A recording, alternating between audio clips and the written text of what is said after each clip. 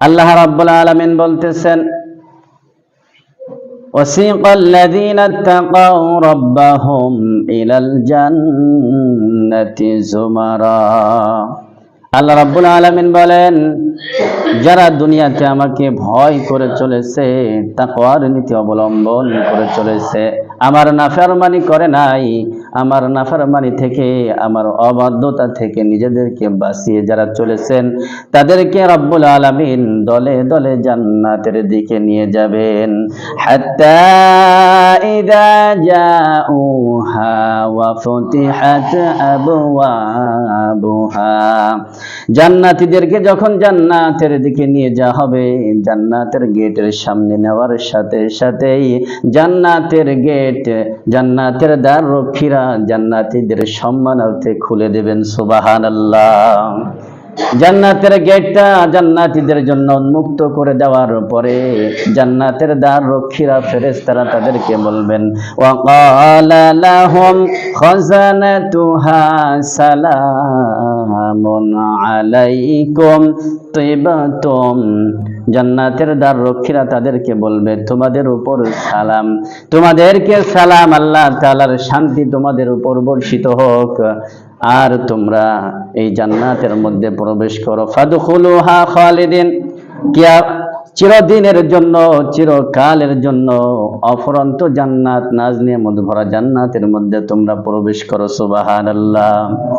ও মুসলমান ইমানদার আল্লাহর গোলাম, আল্লাহ রাব্বুল আলামিন জান্নাতীদেরকে যখন জান্নাতের মধ্যে নেবেন, জান্নাতের গেট থেকে জান্নাতীদেরকে অভিবাদন জানিয়ে সালাম দিবে ফেরেশতারা।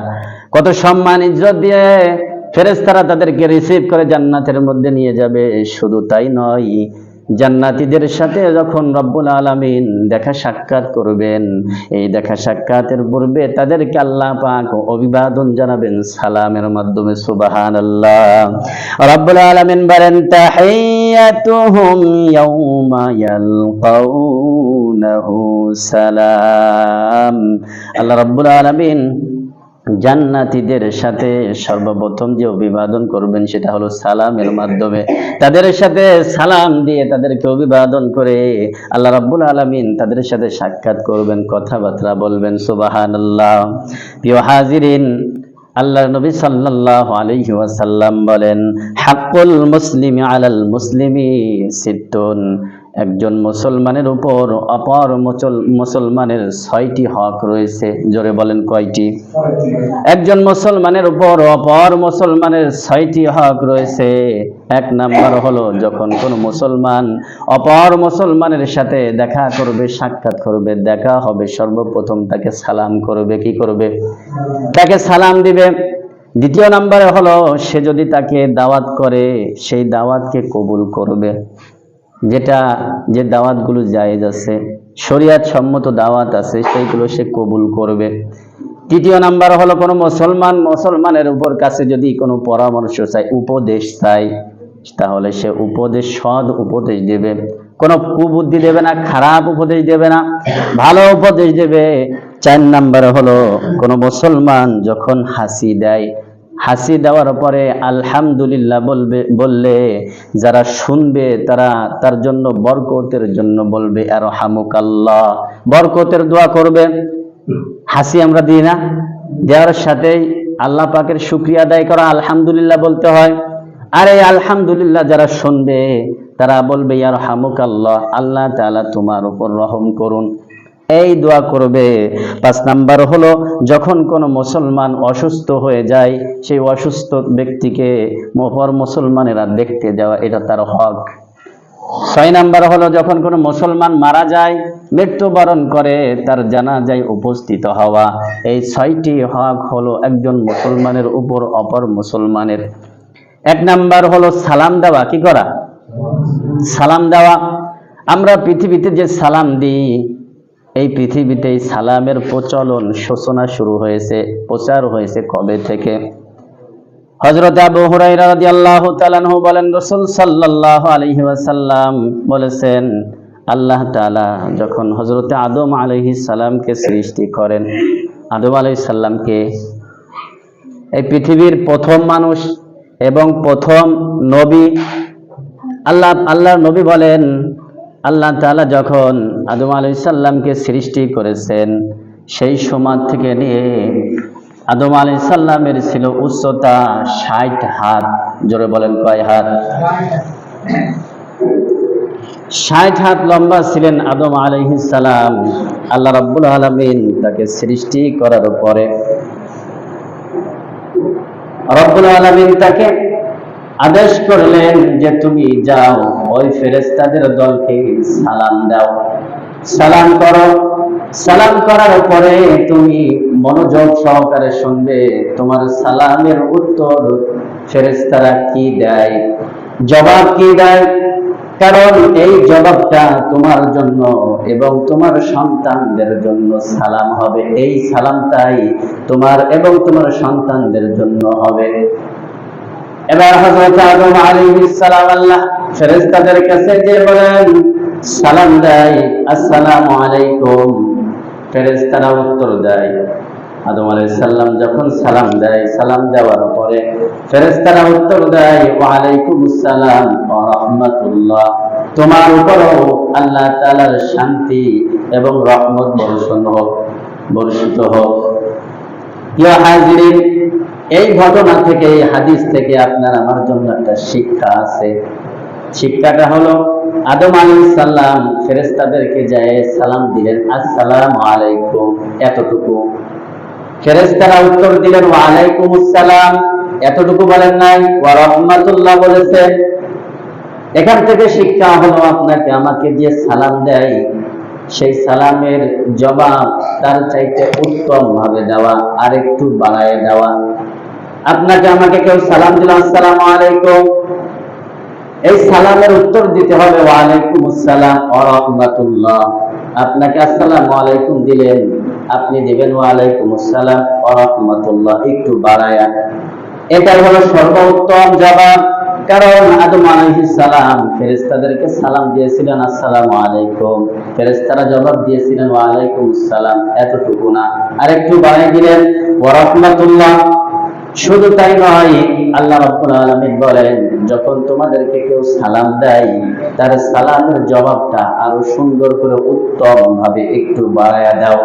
আল্লাহ রাব্বুল আলামিন বলেন, ওয়া ইযা হুয়িতুম বিতাহিয়াতিন ফাহাইয়ু বিআহসানা মিনহা আও রুদ্দুহা। আল্লাহ রাব্বুল আলামিন বলেন, যখন তোমাকে কেউ সম্মান ইজ্জত করে কেউ সালাম দেয়, তার সালামের উত্তর তার চাইতে আরো উত্তম ভাবে তুমি দাও। অর্থাৎ আপনাকে আসসালামু আলাইকুম বলল, আপনি একটু বাড়ায় ওয়া আলাইকুমুস সালাম ওয়া রাহমাতুল্লাহ।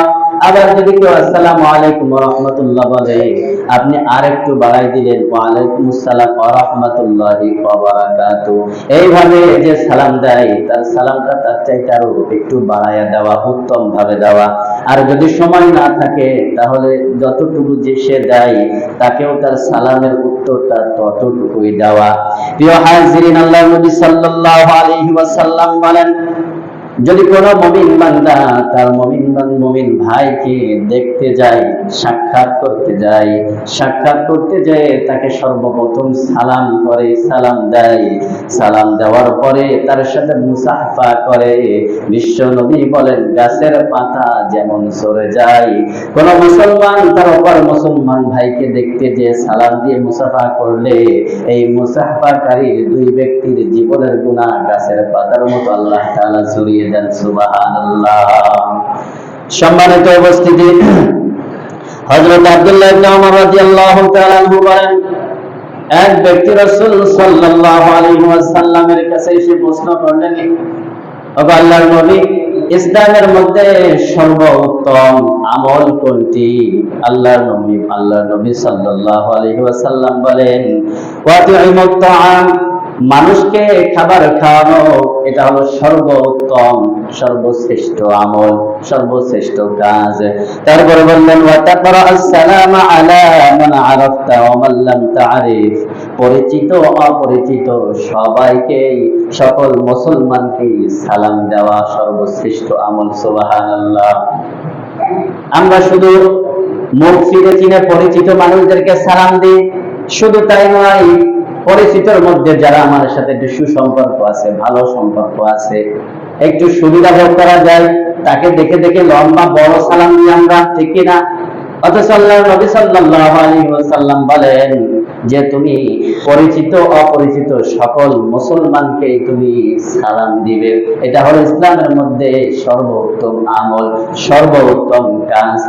সম্মানিত উপস্থিতি, রাসূল আকরাম সাল্লাল্লাহু আলাইহি ওয়াসাল্লাম মক্কা থেকে মদিনায় যখন হিজরত করে যান, হযরত আব্দুল্লাহ ইবনে সালাম রাদিয়াল্লাহু তাআলা আনহু বলেন, আল্লাহর নবী যখন মক্কা থেকে মদিনায় হিজরত করে আসেন, বাঁধ ভাঙ্গা স্রোতের মতো মানুষ মক্কার বিভিন্ন জায়গা থেকে ছুটে আসতে লাগলো। আর তারা বলতে লাগলো, রাসূল এসেছে, রাসূল এসেছে। আমি তখন তাদের কথা শুনে ওই মানুষের ভিড়ে আমি রাসূলকে দেখতে গেলাম।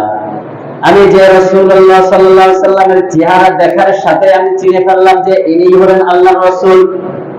এবং আমার দেখার পরে আমি যেটা বুঝলাম যে এই চেহারা কোনো মিথ্যাবাদীর চেহারা হতে পারে না। সুবহানাল্লাহ। তখনও তিনি মুসলমান হন নাই, ইহুদি ছিলেন। এই ইহুদি হয়েও একজন রাসূলের সম্পর্কে কি সাক্ষ্য দেন যে আমি বুঝেছি যে এই চেহারা কোনো মিথ্যাবাদীর চেহারা হতে পারে না। এরপরে তিনি বলেন, রাসূলুল্লাহ যখন মদিনায় আসেন, মদিনার মানুষদেরকে নিয়ে একটা ভাষণ দিয়েছেন। সেই ভাষণের মধ্যে তিনি গুরুত্ব দিয়ে তিনটা কথা বলেছেন। জোরে বলেন, কয়টা? তিনটা কথা বলেছেন। আল্লাহর নবী বলেন, ইয়া আইয়ুহান নাস, হে মানুষেরা, আফসুস সালাম, তোমরা বেশি বেশি সমাজের মধ্যে সালামের বিস্তার ঘটাও। ওয়াতিমুত তাআম, দুই নাম্বার হলো মানুষদেরকে খাবার খাওয়াও, মানুষদেরকে খাদ্য দান করো, খাবার খাওয়াও। তিন নাম্বার হলো ওয়াসাল্লু বিল্লাইলি ওয়ান নাসি নিয়াম, পৃথিবীর মানুষ যখন ঘুমিয়ে যায়, রাতের বেলায় যখন মানুষ ঘুমিয়ে যায়, তুমি দাঁড়িয়ে আল্লাহ তাআলার ইবাদত করো, নামাজ আদায় করো।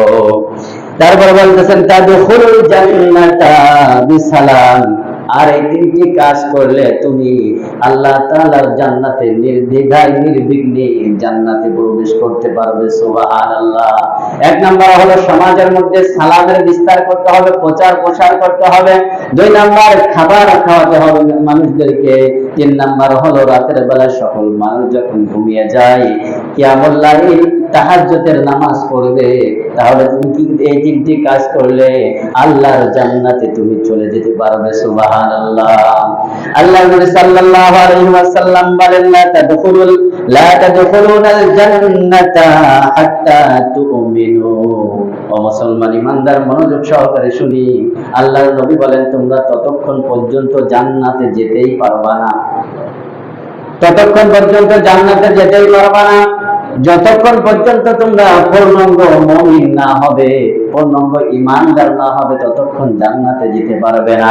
ওয়ালা তুমিনু হাত্তা তাহাবু, আর ততক্ষণ পর্যন্ত পূর্ণাঙ্গ ঈমানদার হবে না যতক্ষণ পর্যন্ত পরস্পরের মধ্যে মহাব্বত, ভালোবাসা, আন্তরিকতা না গড়ে উঠবে।